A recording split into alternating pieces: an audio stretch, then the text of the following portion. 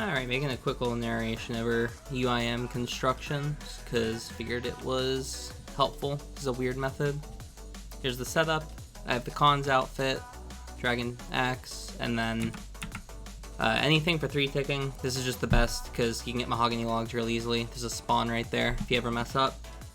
And then you want to have an even number of 3 inventory space. I have 48 between the 28 in the plank sack and the 20 in the inventory.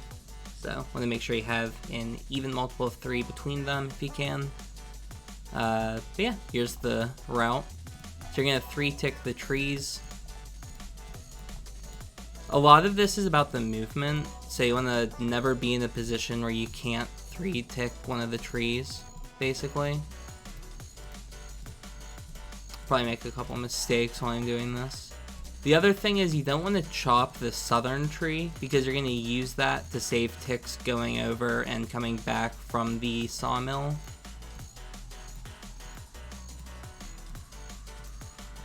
So I usually just cut these 2 north trees before I head over there.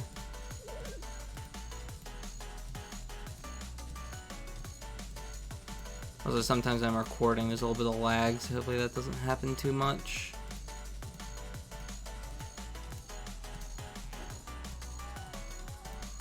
Now this last log, you're going to cut the southern tree and then head over to the sawmill. You have to wait a tick after you make your planks, otherwise your character walks for some reason.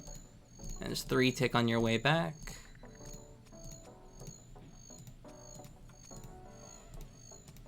That's why you want to leave the southern tree. It's that way you don't have to like move as far to get to the sawmill and come back. If you don't mess with the southern tree, it saves, I think, 6 ticks per lap. So it's not like a huge deal, but it adds up. Because you're going to get to the sawmill 3 times every time.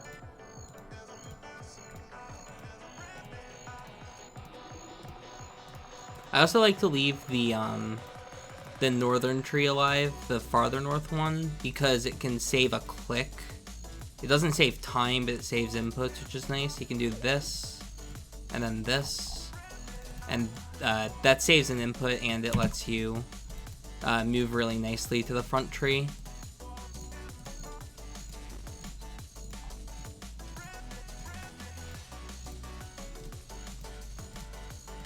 Yeah, teak trees have a 1 in 8 chance of getting depleted whenever you, whatever it's called, cut them.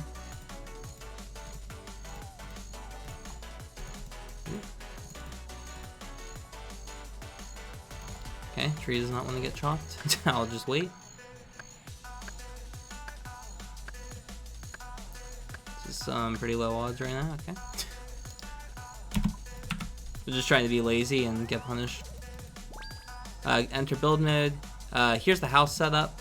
You want to have your character spawn here, like to the north of the POH portal. You put the trophy space here, and you have your spirit tree here. I couldn't think of anything faster than this, so this is what I've been using. You also need to have the plugin. It's on RuneLite. It's like Zoom something. It's called Zoom Extender. You need to have that downloaded, because that lets you zoom in farther and out more than usual. Once you're in the POH, I right-click build on this, or like usually click here and then build as I'm like moving toward it. And then what you do while you're moving toward it is you prepare to zoom in. So I just, build, zoom in, I turn the camera like this. You don't have to be like super perfect, but as long as you can build through the wall, the cape, so you can see it's right here. And then you build, and you never have to move the mouse while you're doing this, and it's just a rhythm. So just build, remove, build, remove. You'll kind of get used to the rhythm. I think it's 2 ticks when you're building, and then 1 tick when you're removing. You can also kind of see visually when to right-click, left-click. I'm lazy. You could count how many you've built. It would be 16 with 48 inventory spaces, so you could count to 16. I just go until it doesn't let me build more, and then I move on. You also want to keep this tab open because you're going to zoom out as soon as you click. So now that I can't build more, I just click toward my spirit tree, zoom out, and I hit 6. And it's faster to path to the south back to the trees. Using the axe spec is worth doing. You want to use it every so often. And then once you get here, it's just the same again. And that's pretty much all it is. Good luck.